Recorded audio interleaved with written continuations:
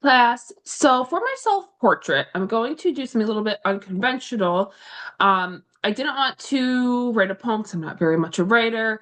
I didn't really want to draw anything because I couldn't think of what to draw that depicted myself, who I am at my core, what drives me, what has shaped me into the person I am today, and how I want to present myself to my community. Um, and I had these thoughts of, oh gosh, what am I going to do for my self-portrait? And it dawned on me that I had the answer on the wall leading up to the second floor of our home. I have a wall that I call my ancestral wall of a ton of pictures of especially the maternal side of my family. I am very deeply connected to that side of my family. I have many living members of that family still today. They helped raise me into who I am today. And coupled with my mother, my father, my siblings, I have this great line of powerful, resilient people, powerful in their own and I don't mean powerful like in the community, I mean powerful within their family. They created such a cohesive, dynamic family, and they instilled the values and principles that I carry forward today into my work. So my self-portrait is a culmination of the portraits of those that came before me. And a little bit of background about that side of the family. My mom's side of the family that I'm connected with. My dad's side, I am not so much with my grandparents. One passed away before I was born, and the other just wasn't involved in my life. But with the maternal side of my family, very Italian. My mom's 100% Italian. My grandmother, Teresa, came here when she was 19, met my grandfather, and they built this amazing life together. So I want to show you some pictures of the people who I consider, part of my self-portrait. They are part of me. They will always be part of me. They drive that service for others that's in our code of ethics that I is at the core of what I do with my work, especially with our justice involved youth. I'm always in service to others, and I always want to hold myself in a positive way that makes people feel comfortable coming to me. And these people did just that. They gave up a lot for other people. They were at the service of other people in their community and their family. And that's kind of what I want to do with my career and my life moving forward. So I'll go through a few of their pictures. Um, I guess to start, we'll start with my great grandmother, Anna. She is my nana. She is the nana of the nanas. I never met her, but she came here in 1966 after my aunt was born. And she was the last of my grandparents' kids.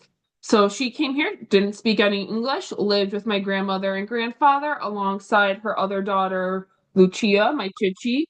They lived with my mother and her family in their home. So my mother kind of had three mothers in one, raising her and teaching my mother, all of the amazing qualities of being a woman, being resilient, being kind, doing things for other people. They were very deeply embedded in their faith.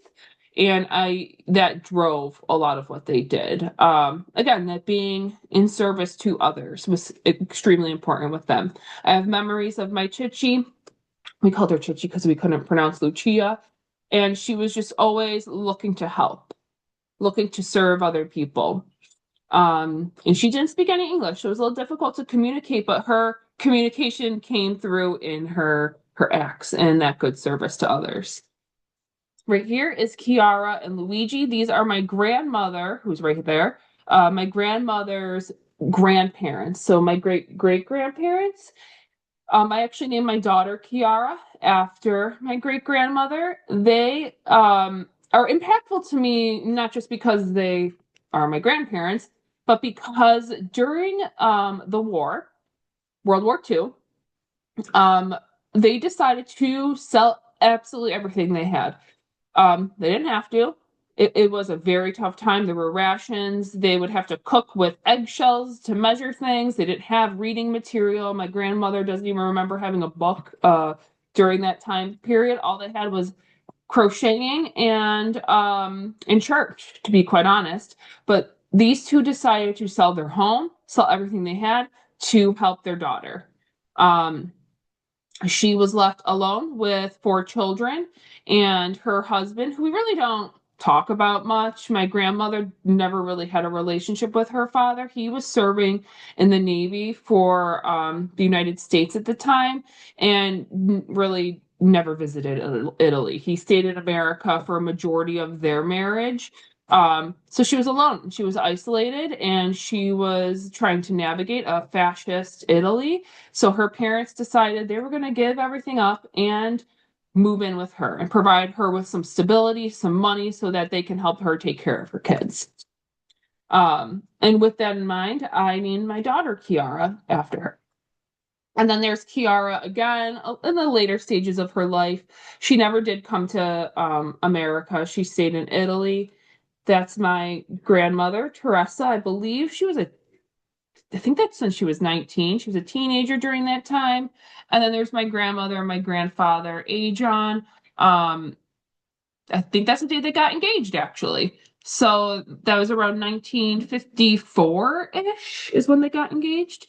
I could have the date wrong, but yeah, they are a great couple. And then I have this picture of my grandfather and grandmother holding my mom on the day of her communion. And we actually have that. Every baby in our family, my Aunt Lucy made that little white gown.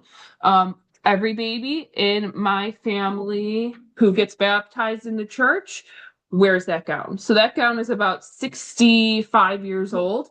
I wore it. My kids wore it. I'm not super active in the church. I do like the message of being good and doing good. It's just the bureaucracy side that really doesn't do it for me. But even my kids were baptized in this gown. So again, it's another reminder of tradition and doing good for others. And then I do have a picture of my grandfather's parents, not so much connected to them. My grandmother was alive until I was about 18. She died at 93. There she is married, her husband John, and then their certificate of marriage. They got married in 1929.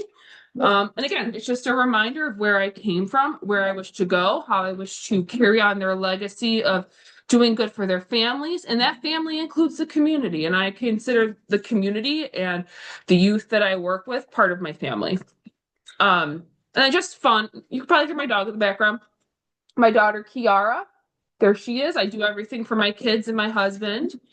My son Christian, there he is.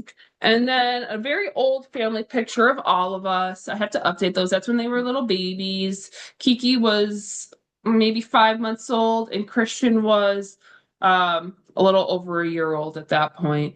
And that's my husband Nico and me. But yeah, I consider these portraits part of my self-portrait.